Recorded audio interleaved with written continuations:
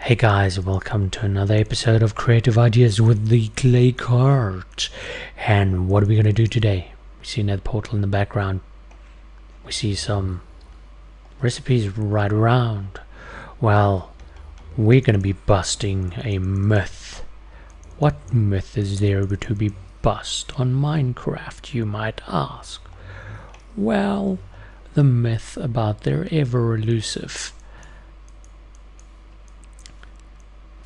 lava pit that is endless supply. Now, prior to 1.0, which is the official Minecraft launch version, that means 1.0 or before that 1.0, you could create a lava pit by putting lava there, lava there, lava there, lava there, and this would be an endless supply of lava. And I have it outside there. Let me quickly go get a bucket and show you that that is not the way anymore. You cannot, and I mean you cannot, have an endless. It does look like source, it does look like it, but it is not. You can shift click, you can hit it, either click doesn't work, you can pick that up, pick that up, pick that up, and you pick that up. You cannot pick up the center. That means you cannot pick up lava that is flowing. And that concludes as well to disprove any other one's video that says that you can pick up lava that is flowing in a container like that and with a dispenser at the bottom, or whatever other way you want to see it. The only way that they managed to do it was because they weren't creative, or in the case with that was that they dropped a lava bucket in there and you get a lava bucket out if you drop a lava bucket in. That is simple Minecraft. What is there you get. Now what I'm going to show you is a semi-limitless supply of lava. Now this requires a nether portal. Nether portal requires 10 obsidian minimum. And you need to create this nether portal though from the other side. That means you need to create it from the nether side, because I'll show you just now. Let's get our stuff. Let me first explain to you the dropper, which is the smiley face dispenser. It is made out of cobblestone and redstone. And then our hopper is made out of iron and chests. Now I'm not going to show you how to make chests, because you just need to know how to make chests. And then you need redstone torches, nether quartz that you need to have gotten from the nether, so you need to have been in the nether anyways to do this. Then you need stone at the bottom. You don't need this, because unless you want to do something else and you want to expand your system a little bit, you might want to use that. And so let's use our materials. Let's take our dropper, our hoppers, our buckets, our chests. We need 4 chests at least. We need redstone, torch redstone, we need redstone comparator, and we need a lever. Now we're going to reverse engineer this slightly. That means you'd be actually doing this last in your method, or whichever way you want to do it. It's not my issue, it's yours. So we're going to create a little hopper system here.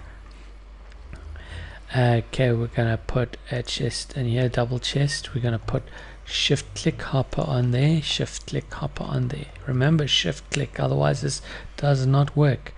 It's move this way, shift click the hopper onto this one. Then just to be sure, you move over here, shift click hopper onto this one, and then all the hoppers will drop into this chest down there. So we can climb down there, we can open the chest and there's nothing in there. But if we drop anything into the one here, it's going to move down, it's going to be in here. So we need this hopper, so we're going to go through to the nether now. Okay, let's go through to the nether and beyond. Okay, now we're at the nether. I picked up something, I don't know what, must have been from a previous trial recording, because I've been trying to do this multiple times, and you notice I'm in peaceful mode. Why am I in peaceful mode? Because there were guests spawning and they're terrible. So as a reminder, just put a fortress around here, because that is the only way that you won't get attacked. So it's very critical that you do that. Now let's build our little gizmo. we're going to go 1 block away from the nether portal. We're going to drop a sandstone. Now why do I use sand? Because it's easy to work with. It's just so easy to work with. Now we're going to put a dropper. We're going to go in front of the nether portal, not into it, just watch that, and we're going to have the smiley face facing the nether portal. Okay, and then we're going to jump up on here. We're going to put down another sand. We're going to shift click the hopper on here, put shift click the chest on there. We're going to take down this sand. We're going to shift click the chest on here. Now we've got a double chest on top of one hopper that's going to feed the dropper. As you can see, the reason why we're doing this is because there's only 9 spaces here, 5 spaces there, and lots of space here. So that's why we're doing it. And let's build our redstone circuitry a little bit here. Let's take our redstone comparator, our lever, and all that stuff, the goody stuff, the scary stuff. Redstone is scary sometimes. Let's put a little triangle here, 1 2 3 triangle. Then we put the redstone comparator. I'm shift clicking this again. You don't need to necessarily do that, but it just helps sometimes to get used to this. Okay, the light has to be on. It normally is off, so you have to have it on. Then we're going to place another stone 1 away from it. Why 1 away from it? You'll see just now. And we need to put another one here, another redstone, and a lever here. Now we want to have the redstone on. That means it has to be lighted up, because if we put it here like this redstone goes off. Now if you want to use a pressure plate here, you're welcome to do a pressure plate, but this makes the system so much faster, because otherwise you're going to have to stand on the pressure plate until this works, and it makes the whole thing senseless. So what we're going to do is we're going to fill up our lava buckets, and we're going to put them in our chest up there, because that is, we've got time to collect some lava bucket. And the nice thing is you can collect lots and lots of lava in this pool. You've finished these buckets. No, what did I just press? Okay, let's get more lava. Let's fill up lava. Oh my word, now I threw some lava buckets away.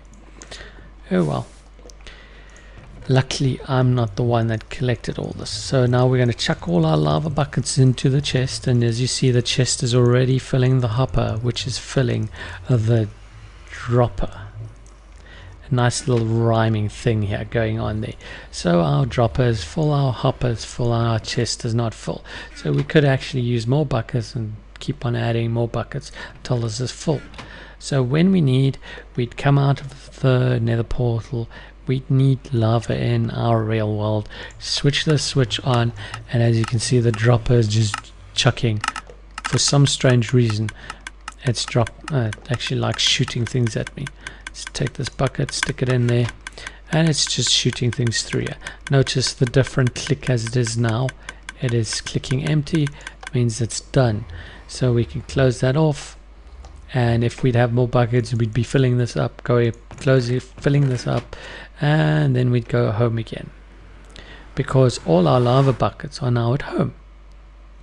They'd all be collected in our little collection system here. That's why we built this here. It's a collection system. Our lava buckets are in here.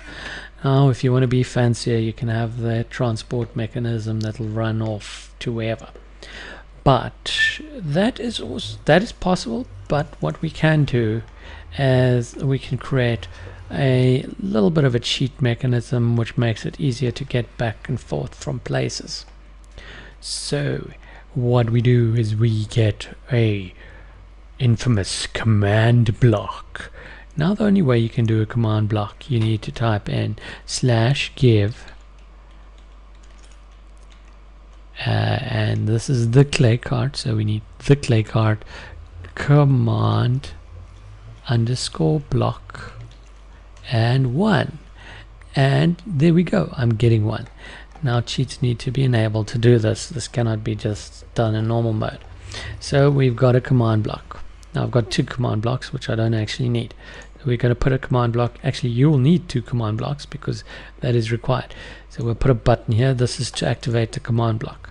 Now you cannot program a command block in normal mode. That means in survival. You cannot do this in survival because it's just gonna go probably done.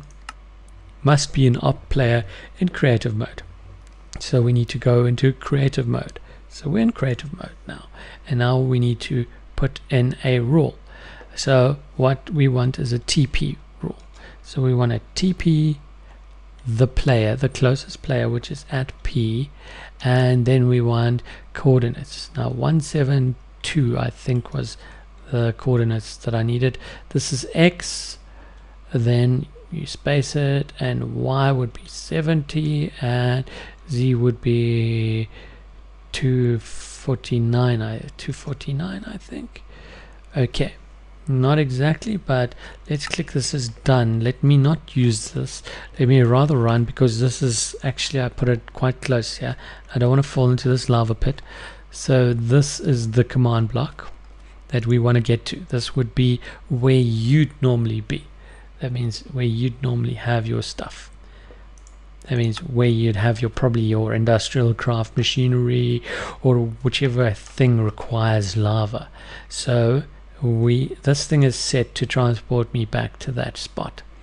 So let me take this out. Done. Let me open F3.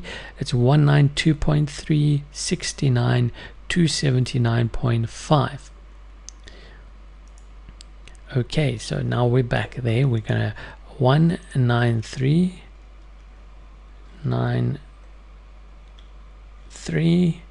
and this would be 69, and 273.3 as far as 73.3. Okay, done. Now if I click this, oh, I'm slightly short of that. But anyways, this is how you transport between the two, and then you can collect your lava buckets, you can bring more buckets, you can run into the nether, and that's how you create a seemingly limitless supply of lava. It does require a little bit of work, but it is faster than trying to find lava in most cases. So give this a like so that the people can see how to do this stuff. And thank you very much for watching, and this is the Clay Card signing off. See you soon. Cheers.